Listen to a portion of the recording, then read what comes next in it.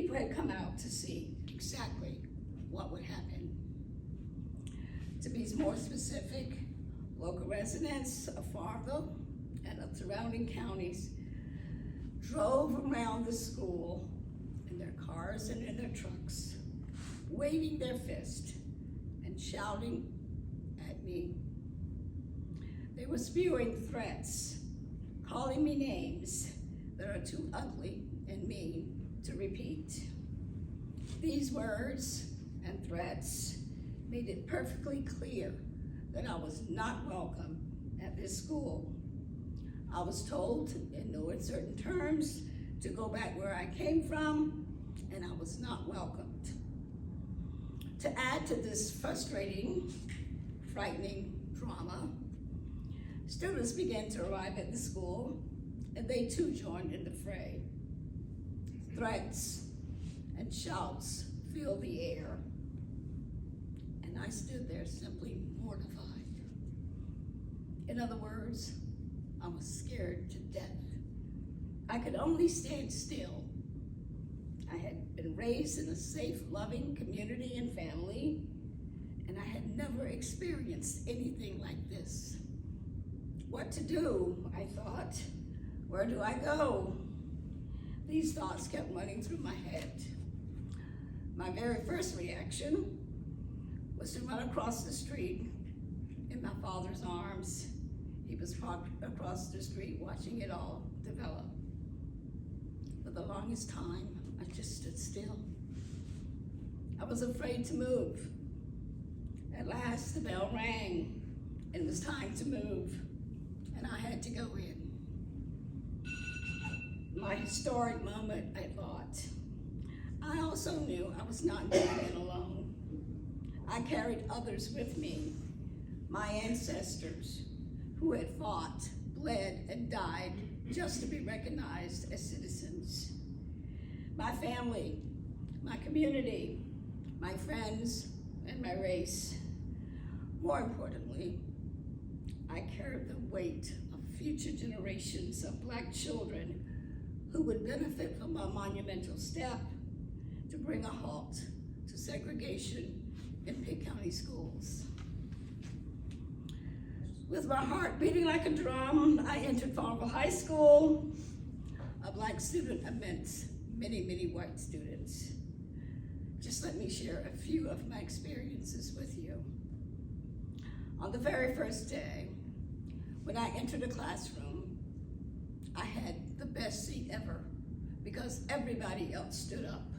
They did not want to sit anywhere near me. I had my choice of seats. Their reaction to me was loud and clear. The very first week, I went to a math class. The math teacher gave us 10 problems, and we worked hurriedly to answer them. When we were finished, she asked us to raise our hands to answer the question. And I raised my hand for the first question, the second question, the third question, the fourth question. And finally, on the fifth question, I was waving my hand up in the air, and she finally called on me, and I gave the correct answer. And instead of positive reinforcement or praise, she simply looked at me and said, "Oh, you're one of those smart ones." And I just kind of slid down in my seat because I thought, smart ones, what? In the social studies class, our teacher would always announce who had the highest grade on a quiz or a test. And so we took a test on a Friday afternoon. On Monday, when we came to class, the student said, "Oh, who made the highest grade? Who?" And the teacher refused to answer.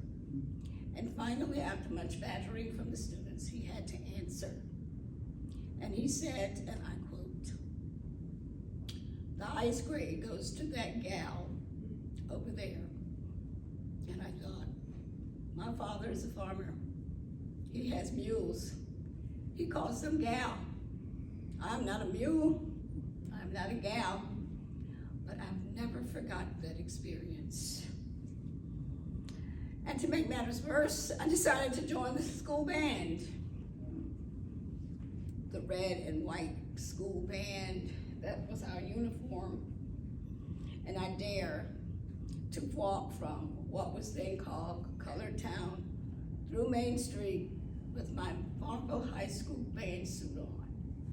And again, you would have thought the circus had come to town. People came out of the stores on the streets, and they told me on uncertain terms I had no reason to wear that red uniform. FarmVille High School band, home of the Red Devils.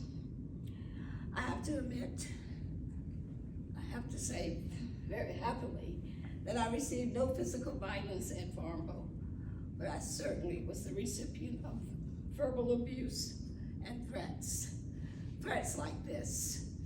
At the time, in 1968, being a farming community, we could smoke on campus as long as you went to the smoking area. And so the boys would come to school with their cigarettes and their matches rolled up in their shirt sleeves.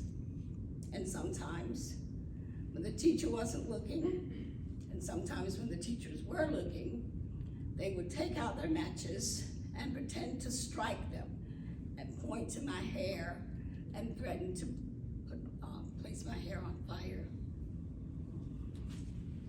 There were many other things that I endured, but it would be too long and I would keep you here all night.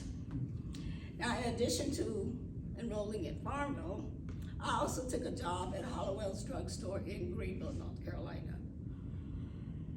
At this time, civil rights leaders would persuade local businesses to hire Black students in their stores and in their offices. My oldest sister Joyce was the first Black person to work in Hollowell's drugstore. She graduated in 1966 and I took her place.